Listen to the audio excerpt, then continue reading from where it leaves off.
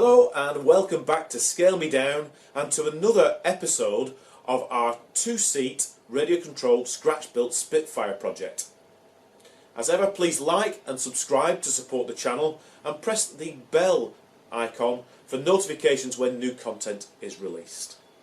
And she looks a little different from last time because I've now covered the whole airframe in a 2-pack primer. The only other thing I've done off camera since last time is I've improved the fit of the fuselage to wings, and I did that by putting some plastic sheeting down onto the top of the wings and then mixing some epoxy and microballoons as a filler and then putting that between the wings and fuselage as I screwed the wings back on so that they fit perfectly.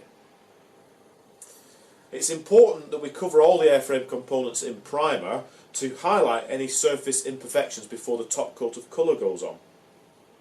And for tiny pinholes, which were caused by little air bubbles in the epoxy resin when we made the moulded parts, I used this acrylic stopper putty which we just scrape on over the surface. It dries very quickly, and then as it's all wet sanded back it goes nice and smooth. And then for bigger problems I use a 2-pack filler which isn't reliant on the solvent evaporating. And then also 5 minutes or so later we can rub that back nice and smooth. And what's going to follow now is a lot of wet sanding, but don't worry, I won't put it all on camera. There we go, and it looks quite a bit worse, but that's a good thing, as rubbing it back like this means it's nice and smooth, ready for paint. And that means we're ready to start the final assembly now, starting with the underwing radiators. We'll paint this area that's inaccessible once the radiators are fitted. Once this paint's cured, we can glue the radiators down, again using high salt epoxy. And these coffee stirrers with radiused ends make great tools for leaving a neat fillet. Into the spray booth. Now let's spray a couple of coats of this light grey undersurface colour. We have to mix the 2-pack paint in the correct ratio with hardener, and the paint was supplied by my local automotive paint supplier D&J Factoring, who mixed up the correct Dayfighter colours from the BSC 381 codes. I'll put the codes on the screen anyway for correct Dayfighter colours.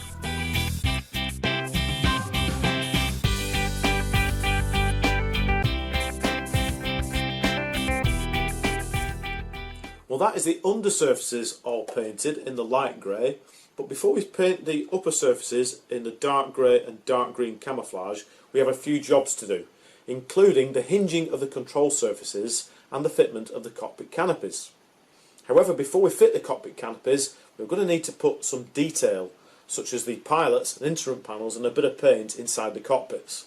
So we're going to do that next, but first I want to show you how we did the pilots. As this aeroplane is to such a tiny scale at 1:9, we started by printing a couple of pilots from scans of ourselves on the Anycubic Photon resin 3D printer. We mixed up some RTV silicon rubber to make some moulds. The next step was to spray beeswax as a release agent, followed by a mist of water and then expanding foam. When cured, you can see that the foam pilots are significantly lighter than the resin 3D printed originals. Let's airbrush some dark red-brown shading colours, followed by some flesh tones.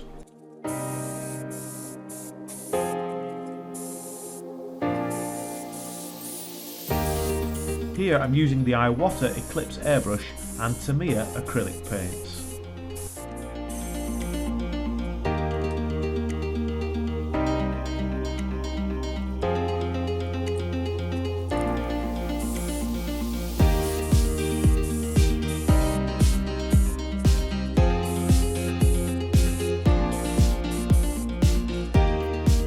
Here we're picking out the remaining details with a paintbrush during this time lapse.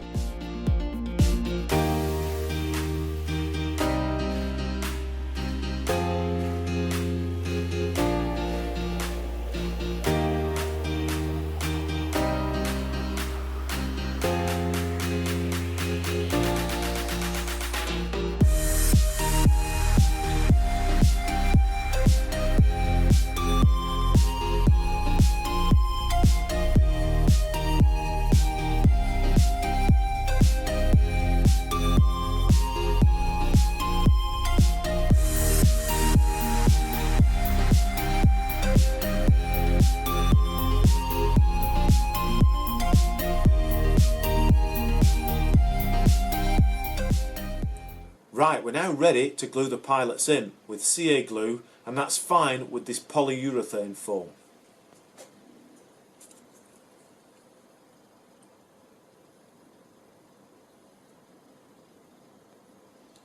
Other types of foam are dissolved with CA glue, so we'd have to be more careful.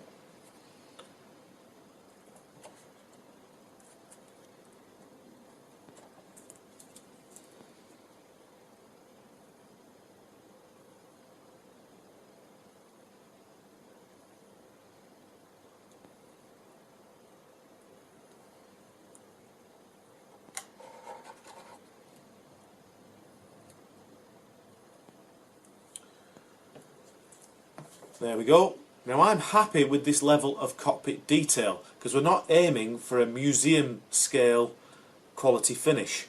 However, we do have to do something like this because there's a lot of glazed area, and the pilots, being human interest, they catch the eye.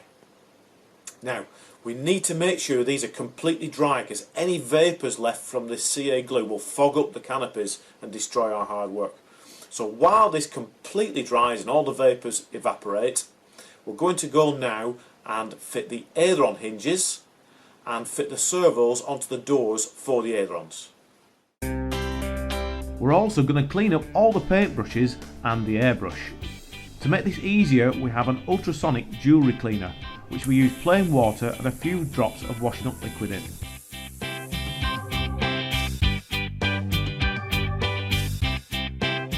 Now onto those aileron hinges, and I start by packing the moving parts with Vaseline.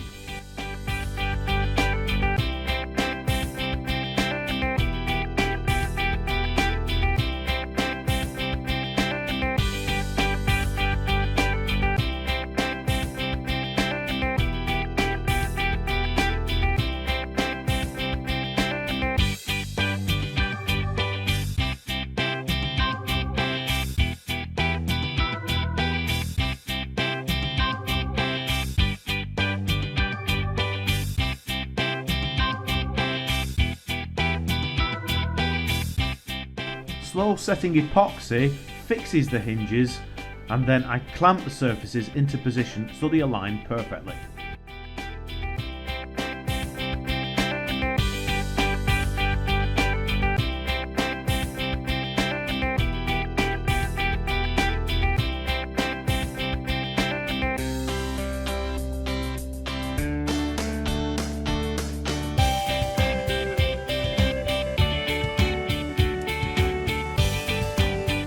Using this servo tester, we'll centre the aileron servos and fit the arms.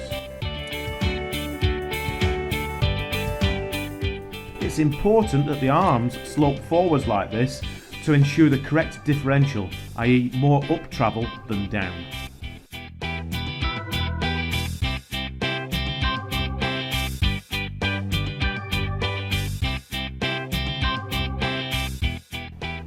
I secure the servos to the hatches using beech wood blocks and screws. That's all we have time for in this episode, folks.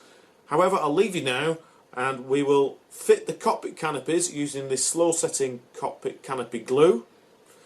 We'll tape it down, let it set overnight, and then we'll mask up all the areas in preparation for the top surface cover.